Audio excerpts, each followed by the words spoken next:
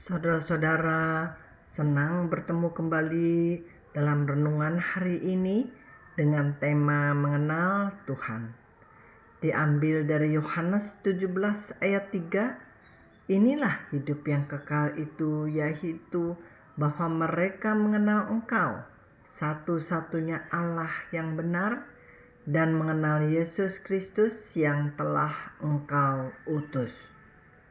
Saudara-saudara, mengenal Allah dan mengenal Yesus Kristus akan membawa hidup yang kekal.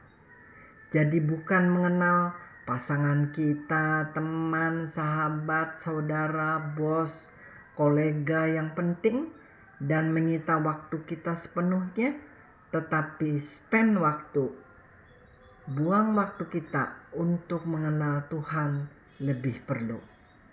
Hal mengatur hubungan antara manusia dengan penuh kasih, atau etika, atau karakter seseorang yang diharapkan berubah, atau moral manusia merupakan buah perbuatan baik yang perlu kita lakukan, tetapi bukan suatu core atau akarnya yang menjadi fokus kita. Tetapi saudara-saudara, dari ayat ini lebih penting kita mengejar hidup yang kekal, yaitu dengan mengenal Allah dan mengenal Yesus Kristus. Dari mana kita mengenal Allah dan Yesus Kristus? Dari firman yang dekat di hati kita.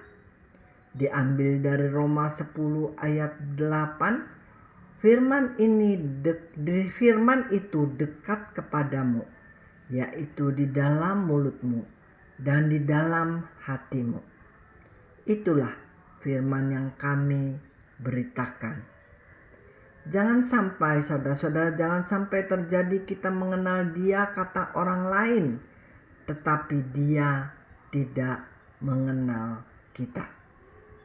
Atau kita tidak mempunyai pengalaman berjalan bersama Dia, mengerjakan firman-Nya, mengetahui kehendaknya, yang mengakibatkan kita tidak saling mengenal seperti ayat di bawah ini.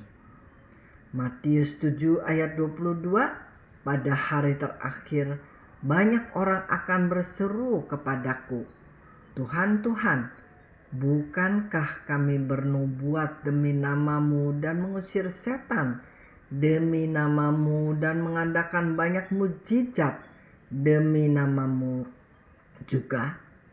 Ayat 23, pada waktu itulah aku akan berterus terang kepada mereka dan berkata, aku tidak pernah mengenal engkau.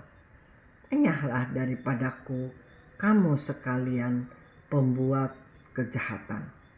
Ayat 24, setiap orang yang mendengar perkataanku dan melakukannya, ia sama dengan orang yang bijaksana yang mendirikan rumahnya di atas batu. Saudara, dari ayat-ayat tersebut di atas, kita mengetahui bagaimana kekristenan itu.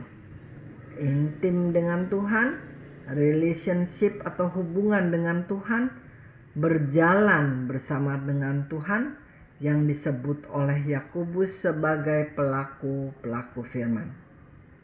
Contohnya Ayub, di mana dia sangat menjaga perlindungan terhadap keluarganya, tetapi mengenal Yesus dari namanya saja. Dan semula dia tidak pernah berjalan bersama firman-Nya. Dari Ayub 42 ayat 5, hanya kata orang saja aku mendengar tentang engkau, tetapi sekarang mataku sendiri memandang engkau.